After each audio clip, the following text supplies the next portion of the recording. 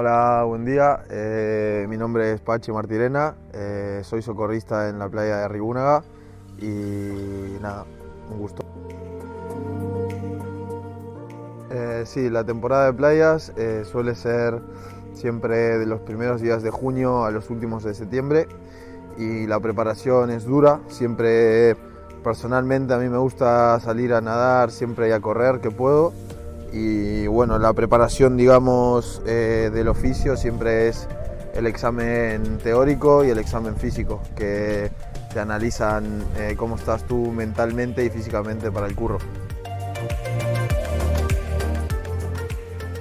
Los horarios son siempre de 8 a 8, son horarios extensos, hay que estar atento, hay mucha gente y es un curro que bueno, que dentro de todo es importante porque estamos salvando y cuidando vidas.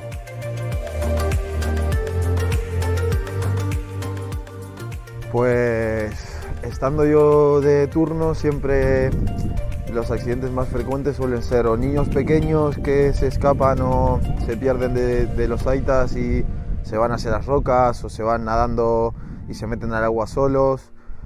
También suele suceder señores o señoras mayores que por ahí se confían y se entran y se meten en una zona en la cual hay corrientes que tiran para adentro, como por ejemplo aquí en Arri, que si tú te metes por la zona de las rocas hay muchas corrientes que pueden tirarte para adentro, es decir, que te chupan y luego salir es un coñazo, es difícil.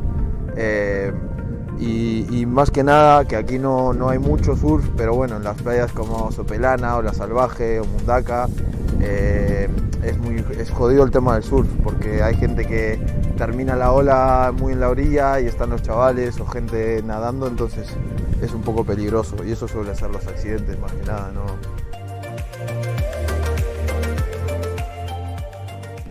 Sí, la verdad es que, como te digo, ahora con todo el COVID está todo un poco tranquilo, entonces hay mañanas como estas en la cual que no hay ni gente en el agua y bueno, nosotros cumpliendo horario y todo estamos aquí.